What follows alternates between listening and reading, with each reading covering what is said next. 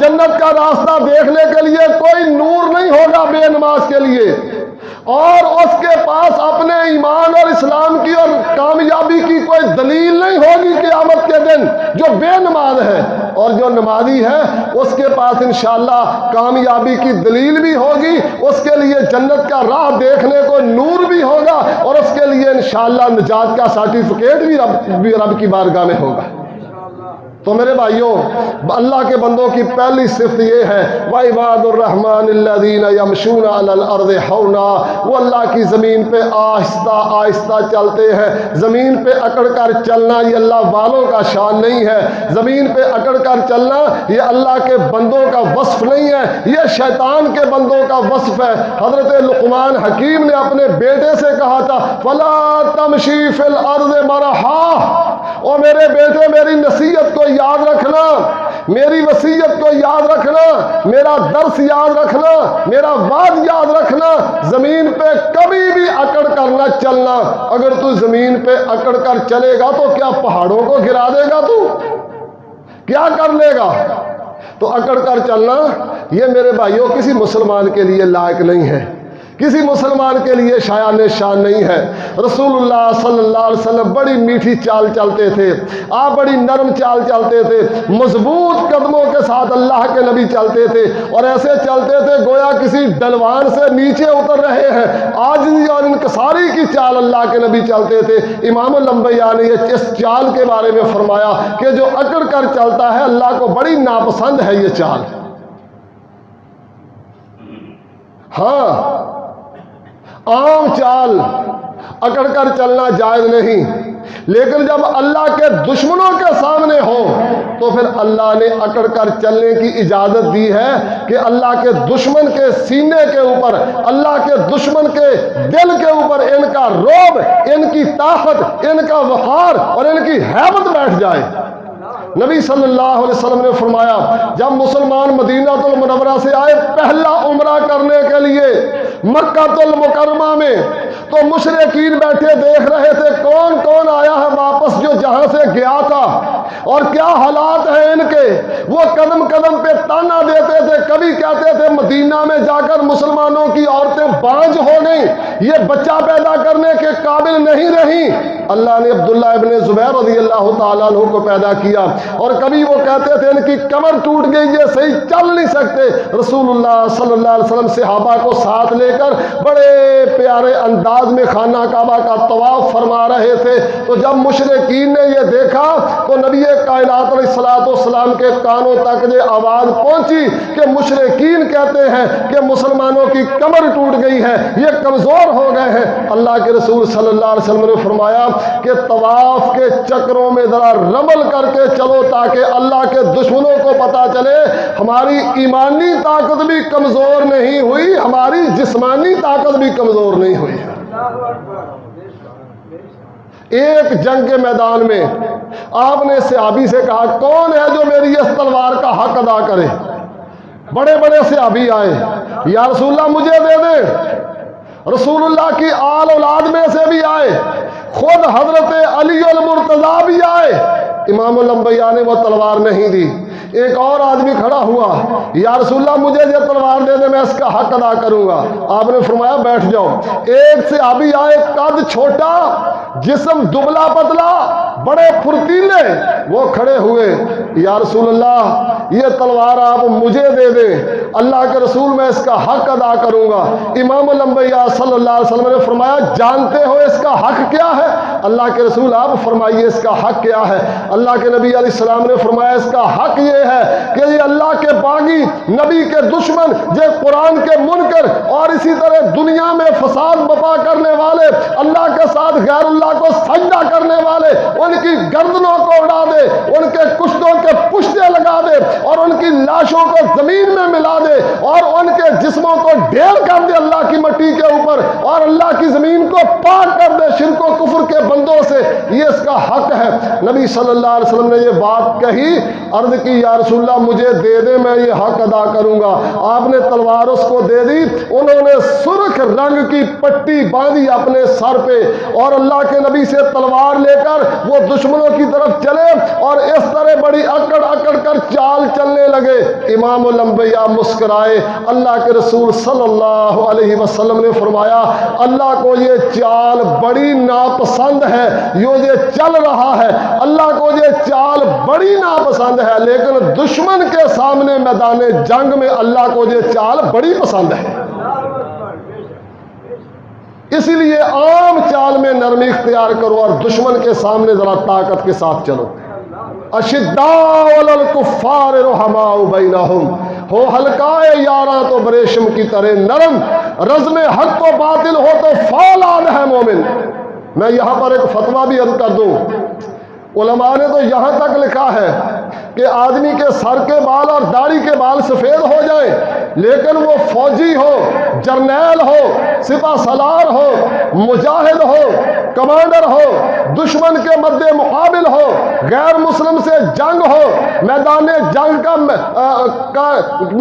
जंग के अंदर माहौल गर्म हो, ऐसी सूरत में काला कलर, ब्लैक कलर, काला रंग इस्तेमाल करना जायज़ नहीं. लेकिन मैदान जंग में दुश्मन के सामने काला रंग इस्तेमाल करना भी जायज़ है, ताकि अल्लाह के दुश्मन को पता चले कि मुसलमान अभी कमज़ोर नहीं हुआ, जवान है अभी. इतनी जात उलमा ने लिखा है फतवे के अंदर कि इतनी जात है कि जो दुश्मन के सामने है. लेकिन हमारी सूरत हाल बड़ी अजीब है. मुझे हंसी भी आती है और मैं हैरान भी होता हूँ कि जो मामलात काफरों के साथ, गैर मुसलमानों के साथ, मुशरिकों के साथ करने वाले थे, वो मामलात हम अपने मुसलमान भाइयों के साथ करने वाले हो गए. बूढ़ा हो गया, बाल सफ़ेद हो गए, दाढ़ी सफ़ेद हो गई, सर के बाल सफ़ेद हो गए, फिर भी कहता है मेरा कलर अच्छी तरह कर दो, मेरे कज़नों को, मेरे शरीकों को पता चले अभी मैं जवान हूँ, या मुझे कहीं बूढ़ा ना समझ लें, कमज़ोर ना समझ लें. तो हमारी सोचें यहाँ महदूद हो गई. ये काम काफरों के साथ करने वाला था, ये हिंदुओं, ईसाइयों, यहूदियों, सिखों, गैर मुसलमानों के साथ करने वाला काम था. और मुसलमान जो तूने मुसलमान मुआशरे में अपने सगे मुसलमान भाइयों के खिलाफ शुरू कर दिया है. तो अल्लाह के रसूल सल्लल्लाहु अलैहि वसल्लम ने फरमाया ये चाल अल्लाह को बड़ी नापसंद है, लेकिन मैदान जंग में दुश्मन के सामने अल्लाह को ये चाल बड़ी पसंद है. तो मेरे भाइयों, आम चाल में मुसलमान की चाल ये है कि वो बड़े आराम से चलता है. वैदा खातबहुमुल जाहिलून क़ालू सलामा. दूसरी सिफत उनकी ये है कि जब वो किसी जाहिल से मुखातिब होते हैं तो इस तरह वो टकाटक लगातार टनाटन बहस नहीं करते, जवाब पे जवाब, बात पे बात नहीं करते और मत्था नहीं मारते. जैसे हमारी पंजाबी जुबान में कहते हैं ना, सींग फंसा लिए, वो सींग नहीं फंसाते. देखते हैं बंदा जाहिल है, कुरान और हदीस से ना आशना है, वो सलाम करके अपनी जान छुड़ा के चले जाते हैं. अपनी इज्जत का भी ख्याल करते हैं, इस्लाम की इज्जत का भी ख्याल करते हैं. क्यों? इसलिए कि मेरे भाइयों, कई मर्तबा बंदे को इल्म नहीं होता, आप उसको अल्लाह और उसके रसूल की बात कहेंगे, वो जहालत की वजह से कुरान हदीस को गाली भी दे सकता है, वो कुरान और हदीस की तौहीन भी कर सकता है, वो अल्लाह और अल्लाह के रसूल की बेअदबी भी कर सकता है. वो तो जाहिल है, उसे पता ही नहीं इनका शान क्या है, इनका एहतराम क्या है, इनकी तहजीब और इनका अदब क्या है. तो आप उसे ऐसे मौके के ऊपर कि जब वो गुस्से में भी है और जाहिल भी है, नादान भी है, उसके अंदर अक्खड़पन भी है और तेज तुर्श रो भी है, आप ऐसी सूरत में मेरे भाइयों उसको कुरान की कोई आयत पढ़कर सुनाएंगे, वो आपको आगे से और कुरान मजीद की आयत को माज़ अल्लाह को बुरा लफ्ज़ भी बोल सकता है आगे से. इसलिए मोमिन बंदों की खूबी ये है कि वो ऐसी बातों से परहेज कर जाते हैं, जाहिलों से अपना सलाम करके जान छुड़ा लेते हैं. अल्लाह के रसूल अलैहिस्सलाम ने फरमाया, अबू दाऊद की हदीस है, आप अलैहिस्सलाम ने फरमाया मैं उस बंदे के लिए जन्नत की एक तरफ में महल की जमानत देता हूँ, मन तरकल मराअ वलौ काना मुहिqqन. अल्लाह के नबी फरमाते हैं जो सिर्फ झगड़ा छोड़ देता है, बेशक हकदार ही क्यों नहीं है, झगड़े को खत्म करने के लिए अपना हक छोड़ देता है कि मैं अपना हक छोड़ दूं तो جھگڑا ختم ہو سکتا ہے۔ اللہ کے رسول نے فرمایا اس نے دنیا میں مسلمانوں کے معاشرے میں جھگڑا ختم کرنے کے لیے اپنا حق چھوڑ دیا ہے، میں اللہ کا نبی اس کے لیے جنت کی ایک طرف میں محل کی ضمانت دیتا ہوں اپنی زبان سے۔ فضول جھگڑے کرنا، فضولیات میں پڑے رہنا، اور پھر آپ علیہ الصلوۃ والسلام نے فرمایا اور جنت کے درمیان میں انا زعیم ببیت فی وسط الجنہ، جنت کے درمیان میں ایک محل کی ضمانت دیتا ہوں لمن ترک الکذب ولو کان مازحا، جو جھوٹ چھوڑ دے بے شک مذاق کے ساتھ ہی کیوں نہ ہو۔ یہ پیچھے 1 اپریل گزرا ہے نا، اپریل فول، اور ہمارے لوگ جھوٹ بولتے ہیں اور اس کو اپنی ثقافت تہذیب اور اپنی یعنی حق سمجھتے ہیں۔ مسلمان کا جھوٹ کے ساتھ کوئی تعلق نہیں ہوتا، مسلمان ہے تو جھوٹا نہیں، جھوٹا ہے تو مسلمان نہیں، مسلمان کا جھوٹ کے ساتھ کوئی تعلق نہیں ہوتا، سچوں کا ماننے والا سچا ہی ہوتا ہے۔ اور تیسرا اللہ کے نبی صلی اللہ علیہ وسلم نے فرمایا، اسی حدیث کو پورا کر رہا ہوں، کہ میں جنت کی ضمانت دیتا ہوں اس آدمی کے لیے کہ جو آدمی، اللہ کے رسول علیہ الصلوۃ والسلام نے فرمایا اپنے اخلاق کو اچھا کر لے، میں جنت کے اعلیٰ خانے اور بالا خانے میں اس کے لیے محل کی ضمانت دیتا ہوں جس نے دنیا میں اپنا اخلاق اچھا رکھا۔ تو میرے بھائیوں، عباد الرحمن کا دوسرا وصف یہ ہے کہ وہ جاہلوں سے لڑتے نہیں ہیں، مت تالی مارتے ان کے ساتھ۔ اور تیسرا فرمایا والذین یبیتون لربہم سجدا وقیاما، ان کی راتیں رب کی بارگاہ میں کھڑے ہو کر رو رو کر گزرتی ہیں، وہ ساری ساری رات اللہ کی بارگاہ میں کھڑے رہتے ہیں۔ اور تتجافى جنوبهم عن المضاجع يدعون ربهم خوفا وطمعا ومما رزقناهم ينفقون، اللہ فرماتے ہیں وہ بستروں سے الگ ہو جاتے ہیں، جب دنیا والے سو جاتے ہیں تو یہ جاگ کر اپنے رب سے کال ملا لیتے ہیں، ان کو پیکج کا پتہ ہی نہیں چلتا کتنا ٹائم گزر گیا، کتنا وقت بیت گیا اور کتنی رات گزر گئی، یہ اللہ سے کال ایسی ملی ہوئی ہوتی ہے کہ ان کو وقت کا احساس تک ہی نہیں ہوتا ہے۔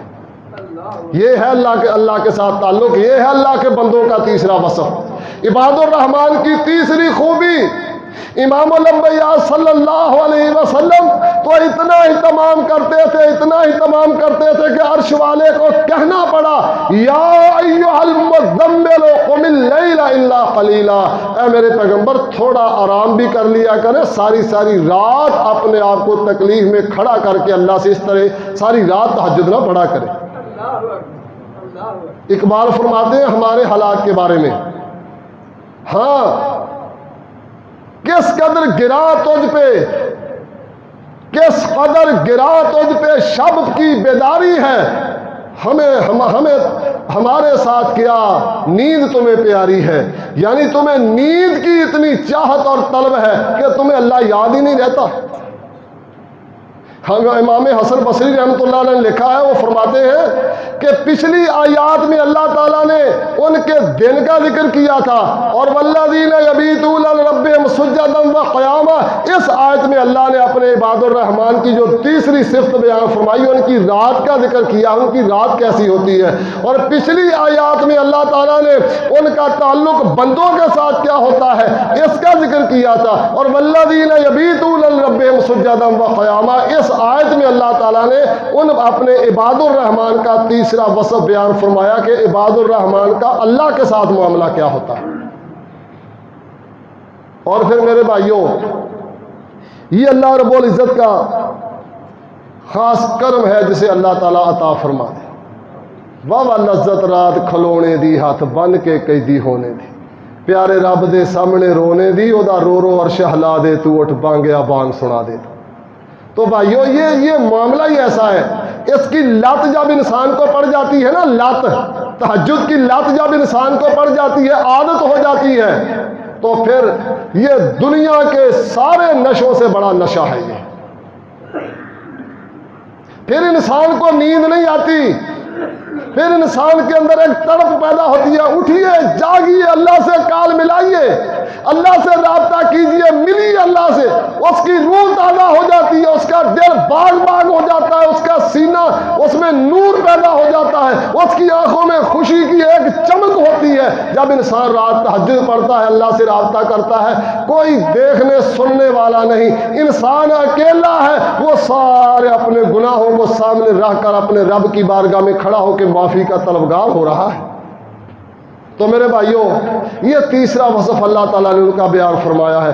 چوتھا وصف، اور شاید اسی پہ میری بات مکمل ہو جائے، چوتھا وصف ان کا یہ ہے، اللہ قرآن میں فرماتے ہیں، وہ کہتے کہ والذین یقولون ربنا اصرف عنا عذاب جہنم ان عذابها کان غراما، وہ تہجدیں پڑھ کر، راتوں کو جاگ کر، نرم چالیں چل کر، اللہ کو راضی کر کے، عباد الرحمن ہونے کے باوجود، اللہ کی بندگی میں بالکل اپنے آپ کو جوت کر اور یہ محنت کرنے کے باوجود ان کے دلوں میں تکبر نہیں آتا، میں نے بہت کچھ کر لیا، انہیں پھر بھی اس بات کا احساس رہتا ہے، وہ اللہ سے توبہ استغفار کرتے ہیں کہ پروردگار عالم ہمیں جہنم سے بچا کے رکھنا۔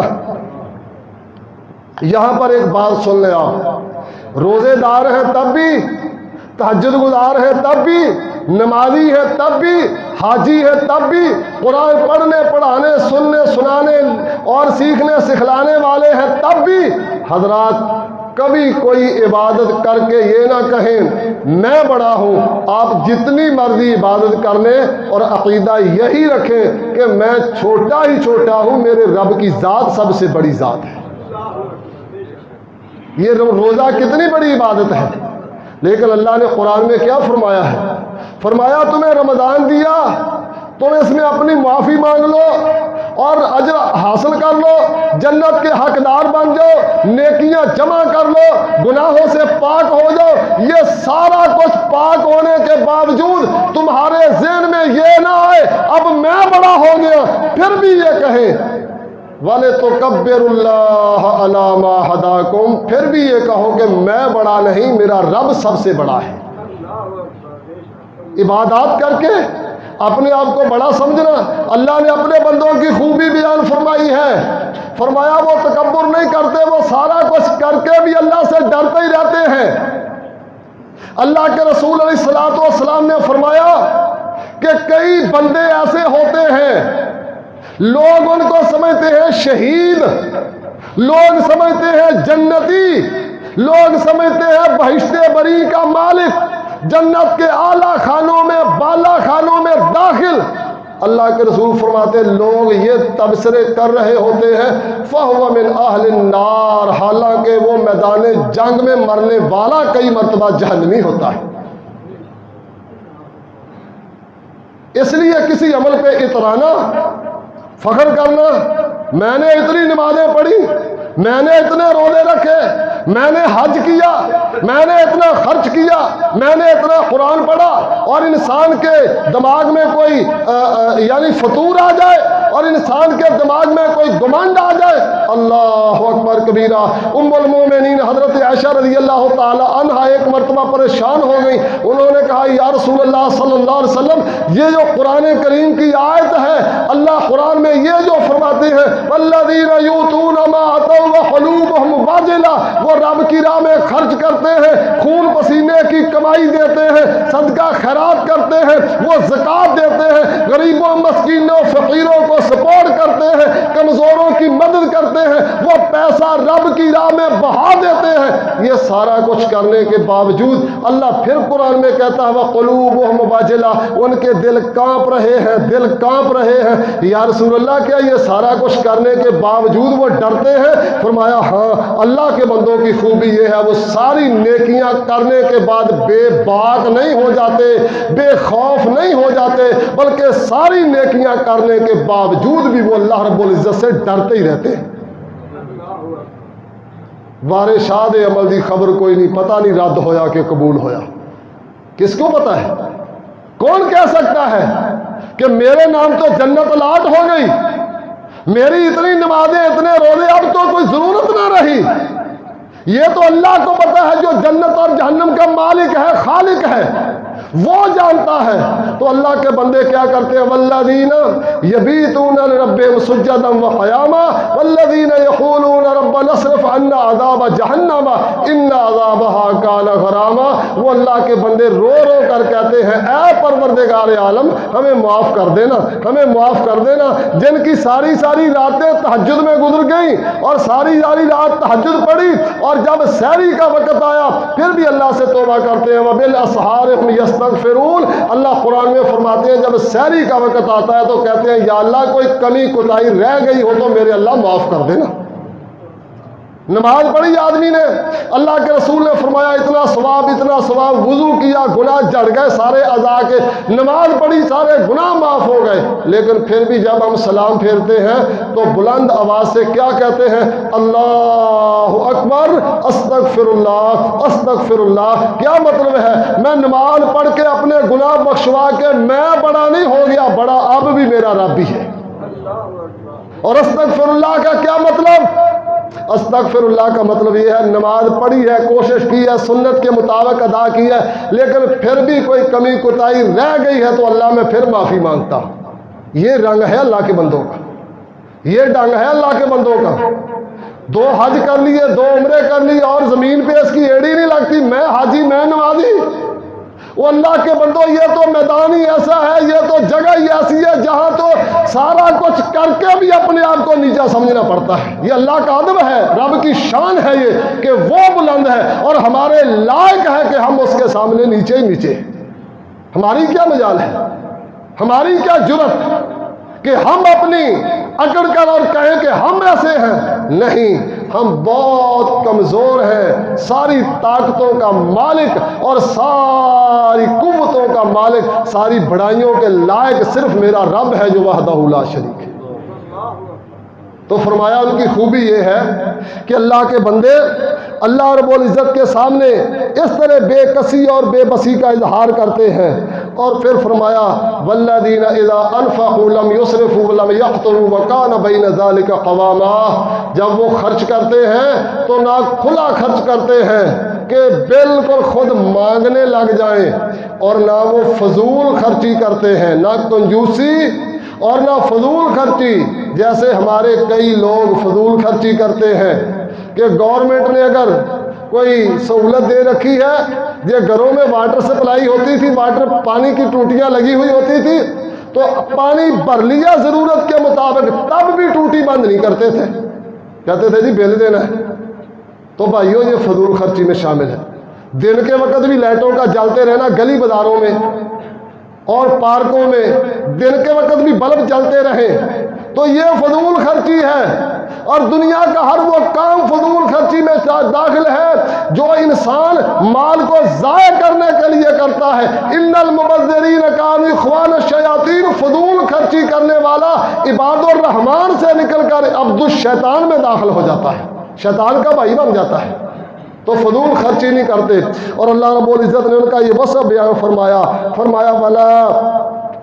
والذین لا یدعون مع اللہ الہا آخر ولا یقتلون النفس التي حرم اللہ الا بالحق ولا یزنون ومن یفعل ذلک یلقى صاما۔ فرمایا وہ اللہ کے ساتھ شرک نہیں کرتے، اللہ کے بندے اللہ کے ساتھ شرک نہیں کرتے، اللہ کے بندے اللہ کے ساتھ شرک نہیں کرتے، اور کسی کو ناحق قتل نہیں کرتے۔ قتل کی کئی صورتیں ہیں، کسی کو ناحق قتل کرنا جائز نہیں، کافر کو بھی ناحق قتل کرنا جائز نہیں۔ میدان جنگ ہو تو بات اور ہے، میدان عمل میں اس کو قتل کرنا، ہم یہ فتویٰ دیتے ہیں، دے رہے ہیں اور دیں گے کہ ہمارے ملک پاکستان میں کئی لوگ جذباتی ہو کر قانون کو اپنے ہاتھ میں لے کر فیصلے کرتے ہیں اور لوگوں کو قتل کر دیتے ہیں۔ حضرات یہ ہمارا حق نہیں، یہ حق ہے عدالتوں کا، یہ ذمہ داری ہے حکومتوں کی۔ ہم اپنے ملک میں کسی غیر مسلم کو بھی قتل نہیں کر سکتے۔ اللہ کے رسول نے فرمایا جس نے ذمی کو قتل کیا، ذمی وہ ہے جو غیر مسلم ہے، مسلمانوں کے ملک میں رہتا ہے۔ اللہ کے نبی نے فرمایا جس نے ذمی کو قتل کیا، امام الانبیاء نے فرمایا میں محمد رسول اللہ صلی اللہ علیہ وسلم اس سے بری ہوں، میرا اس سے کوئی تعلق نہیں ہے۔ تو فرمایا کسی کو ناحق قتل نہیں کرتے۔ ہاں حق ہو. اس نے کسی کو قتل کیا، بدلے میں قتل ہو گیا، یہ حق ہے. اس نے شادی شدہ ہو کر زنا کیا تو اس کو رجم کر دیا گیا، یہ حق ہے. وہ مرتد ہو گیا، اس کو قتل کر دیا گیا، یہ حق ہے. یہ وہ صورتیں ہیں جو جائز ہیں. اور دوسرا فرمایا، اللہ نے فرمایا وہ قتل بھی نہیں کرتے، شرک بھی نہیں کرتے، ولا یزنون، اور زنا بھی نہیں کرتے. زنا کی بہت ہی زنا کے کئی ایک راستے ہیں. میں 2-3 باتیں عرض کرتا ہوں، اپنی بات کو ختم کرتا ہوں. ان کی خوبی یہ ہے کہ وہ زنا نہیں کرتے. میرے بھائیوں، ایسا زنا جس سے شاید ہی اب کوئی بندہ بچا ہوا، وہ ہے آنکھوں کا زنا، جو موبائل اور ٹی وی کی سکرین پہ ہو رہا ہے. گندی فلمیں، غلط سین اور حیا سے آری ویڈیوز، ایسے مناظر، ایسی تصاویر کا دیدار کرنا، نظارہ کرنا، ان کو دیکھنا، یہ آنکھوں کا زنا ہے. ایسے الفاظ کو سننا جو عشقیہ بول ہوں، بدکاری پہ مبنی ہوں، یہ کانوں کا زنا ہے. اور ایسی باتیں کرنا کہ جس کے اندر یہ سیکسی باتیں ہوں، جنسی معاملات ہوں، حضرات یہ زبان کا زنا ہے. اور آخری زنا یہ ہے کہ انسان وہ حد کراس کر جائے جو اللہ تعالیٰ نے جسے حرام قرار دیا، جس پہ حد جاری ہوتی ہے. حضرت عبداللہ ابن مسعود رضی اللہ تعالیٰ عنہ فرماتے ہیں، میں نے پوچھا اللہ کے رسول سب سے بڑا گناہ کیا ہے؟ فرمایا شرک. یا رسول اللہ دوسرا گناہ؟ فرمایا والدین کی نافرمانی. یا رسول اللہ اس کے بعد؟ فرمایا قتل. یا رسول اللہ اس کے بعد؟ فرمایا زنا. زنا بڑا گناہ ہے. امام احمد ابن حنبل کا قول ہے، جسے امام ابن قیم رحمۃ اللہ علیہ نے اپنی کتاب الجواب الکافی لمن سأل عن الدواء الشافی اس میں نقل کیا ہے. امام احمد بن حنبل فرماتے ہیں ما اعلم ذنبا اعظم بعد القتل الا الزنا، کہ قتل کے بعد دنیا کا سب سے بڑا گناہ زنا ہے. اور زنا کی بدترین صورت یہ ہے، حضرات غور کیجئے، 2 صورتیں عرض کرتا ہوں. زنا کی بدترین صورت یہ ہے کہ کوئی انسان اپنی محرم سے زنا کرے، یعنی اپنی سگی والدہ سے بدکاری کرے، اپنی ہمشیرہ سے معاذ اللہ، اپنی بیٹی سے نعوذ باللہ، اور اسی طرح اپنی پھوپھی اور سگی خالہ کے ساتھ انسان حد کراس کر جائے. آپ دیکھتے ہیں معاشرے میں بہت کچھ اس وقت ہو رہا ہے، میڈیا کی زینت بنتا جا رہا ہے اور لوگ اس معاملے میں بے باک ہوتے جا رہے ہیں. یہ بدترین زنا ہے. اور حضرات اس سے بھی خوفناک زنا یہ ہے، اللہ کے رسول علیہ الصلوۃ والسلام نے فرمایا کوئی آدمی کسی اجنبی سے زنا کرے تو اس پہ ایک عورت کے زنا کا جرم ہے، اور کوئی پڑوسی کی بیوی سے، پڑوسی کی عورت سے زنا کرے، اللہ کے رسول نے فرمایا زنا ایک کے ساتھ کرے گا اس کو گناہ کائنات کا رب 10 عورتوں کے برابر دے گا. دیکھ لیں معاشرے میں پڑوسیوں سے پڑوسیوں کی عزتیں محفوظ نہیں ہیں. پڑوسی پڑوسی کو کھا رہا ہے. وہ جو پڑوسی تو پڑوسی کی عزت کا رکھوالا ہوتا ہے، لیکن آپ جانتے ہیں کہ جب باغ کو، فصل کو باڑ ہی کھانے لگ جائے تو پھر اس باغ اور اس فصل کو تباہی سے کوئی اور نہیں بچا سکتا ہے. تو میرے بھائیوں، یہ مسلمانوں کے معاشرے کی تباہی کا سبب یہ ہے کہ مسلمان معاشرے اب وہ پڑوسی کے حقوق اور ایک دوسرے کی عزتوں کی رکھوالی ہے تو معاملے مسلمانوں کے دلوں سے نکل گئے. اور آخری خوبی ان کی یہ بیان فرمائی، بس میں کچھ باتیں چھوڑتا ہوں، پھر اللہ نے موقع عطا فرمایا تو عرض کروں گا. فرمایا وہ لوگ ہیں والذین لا یشہدون الزور، وہ جھوٹی گواہی نہیں دیتے. جھوٹی گواہی نہیں دیتے، نہ جھوٹ میں شامل ہوتے ہیں، نہ جھوٹی گواہی دیتے ہیں.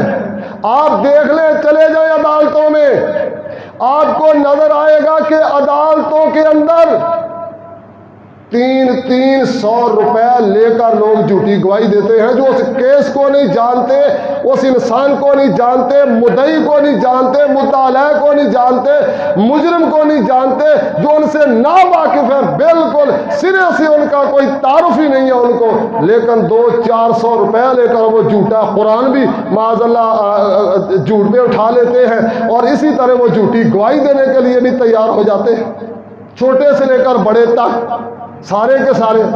ایک سیاستدان آتا ہے وہ اپنے لیڈر کے بارے میں کہتا ہے جی میں قرآن پہ ہاتھ رکھ کر کہتا ہوں کہ میرے لیڈر پہ یہ بات ثابت ہو جائے تو میں یوں کر دوں گا، میں فلاں کر دوں گا، اور اس کا مد مقابل ہے وہ میں قرآن پہ ہاتھ رکھ کر کہتا ہوں وہ کرپٹ بھی ہے، وہ بدکار بھی ہے، وہ نشئی بھی ہے، وہ چور بھی ہے، اور جب وہ چلا جاتا ہے تو دوسرے سیاستدان کا حمیتی آتا ہے، وہ کہتا ہے میں قرآن سر پہ اٹھا کر کہتا ہوں کہ جس آدمی کے بارے میں بات کرنے لگا ہوں اس کے اندر یہ جرائم ہے، اور میرا لیڈر ان ساری غلطیوں سے پاک ہے، بڑے سے لے کر چھوٹے تک جھوٹی گواہیاں سر پہ قرآن اٹھا کر دیتے جا رہے ہیں۔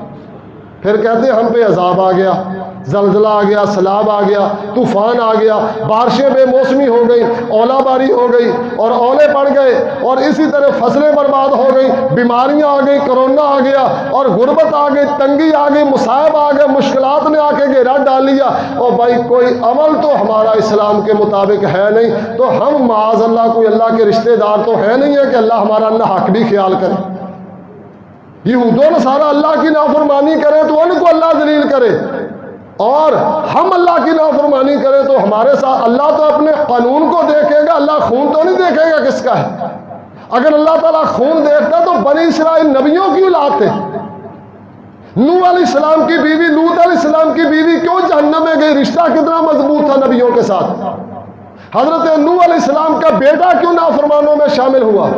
اللہ اپنا قانون دیکھتا ہے، ان اصولوں پہ جو پورا اترتا ہے تو اللہ تعالیٰ اس کی لاج رکھتا ہے، اور جو ان اصولوں پہ پورا نہیں اترتا اللہ تعالیٰ اس کی کوئی پرواہ نہیں کرتا۔ تو حضرات اللہ کے بندوں کی خوبی ہے جھوٹی گواہیاں نہیں دیتے اور اسی طرح جھوٹ میں شامل نہیں ہوتے۔ میں نے جتنی باتیں عرض کی ہیں میں اور آپ ان باتوں پہ غور کریں کہ یہ عباد الرحمن کے اوصاف ہیں، ان میں سے ہمارے اندر کتنے اوصاف ہیں اور ہمارے اندر ان میں سے کتنے اوصاف ہیں جو نہیں ہیں۔ ان اوصاف کو اپنانے کی کوشش کریں۔ میرا اللہ مجھے اور آپ سب کو اس کی توفیق عطا فرمائے، اس کی ہمت عطا فرمائے، اس دولت سے اللہ ہمیں